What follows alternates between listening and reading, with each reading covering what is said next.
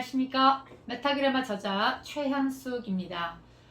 메타그래마를 많이 사랑해 주셔서 대단히 감사합니다. 기존에 지금 활용하고 계시는 방법대로 진행하시는 분들도 이제 계시겠지만 어떻게 하면 메타그래마를 좀 더 효율적으로 활용할 수 있을까, 그 부분에 대해서 영상을 잠시 찍으려고 합니다. 기존의 학원들에서 활용하시는 원장님들께서는요, 새 교재를 시작할 때 메타그래마를 시작하는 경우들도 있으시고요. 또는 기존에 이제 쓰고 있는 문제집이 있을 거잖아요. 그래서 그게 끝나고 또 새로 나갈 때 그러실 필요는 없으시고요.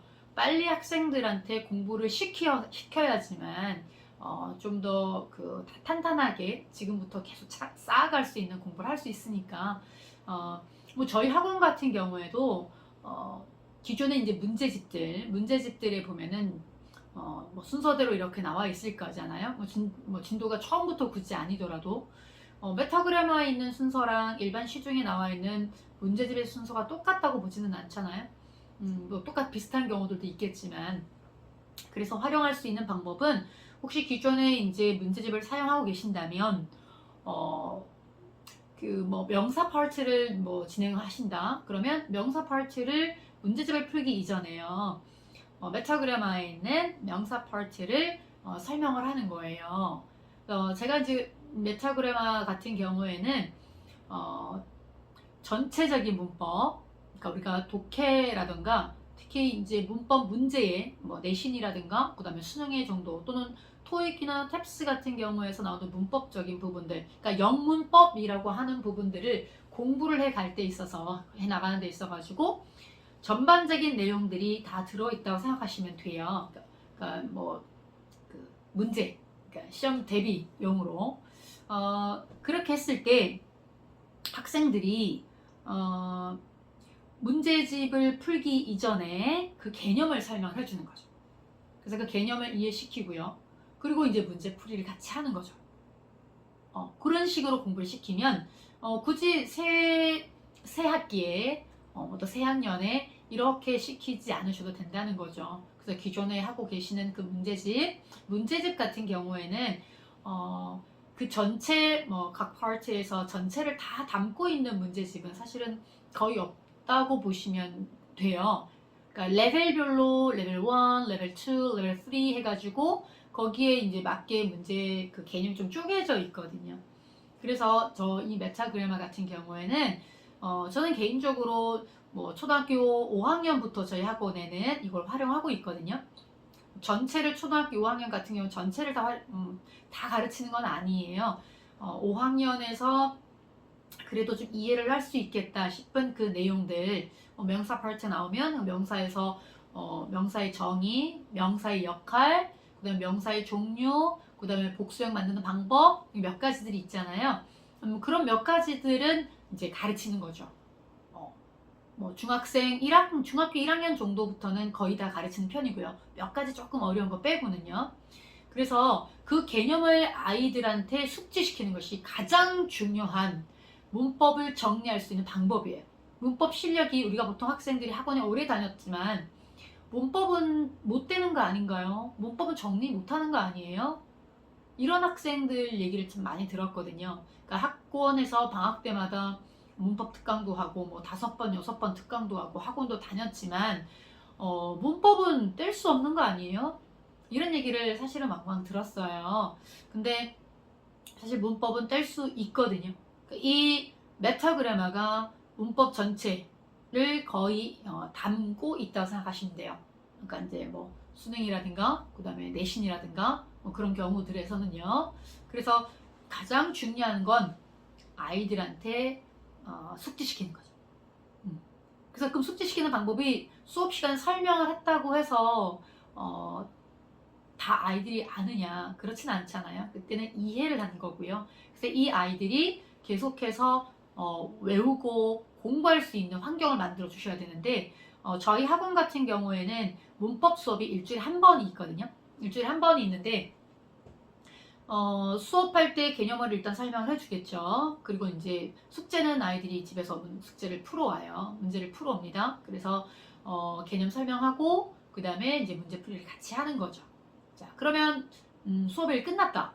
그러면 그 내용을 외워서 시험을 보게 하는 거죠. 제가 메타그래마에서 이제 본다면 각각 그 파트마다 뒤쪽에 문제집을 만들어 놨잖아요. 그러니까 문제를 그러니까 서술형으로요. 그러니까 서술형으로 외워서 시험을 보게 하는 겁니다. 또는 제가 그 메타그래마 워크북을 만들어 놨는데 그 워크북에서 거기서 빈칸 위주로 많이 만들어 놨거든요.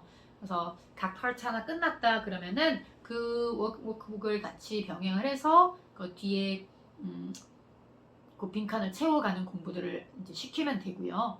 그리고는 그게 조금 그래도 괜찮다. 애들 잘 외워졌다. 그러면 아예 백지 시험인 거죠. 지금 우리가 각 파트의 끝에 있는 것은 백지 시험처럼 치는 거거든요.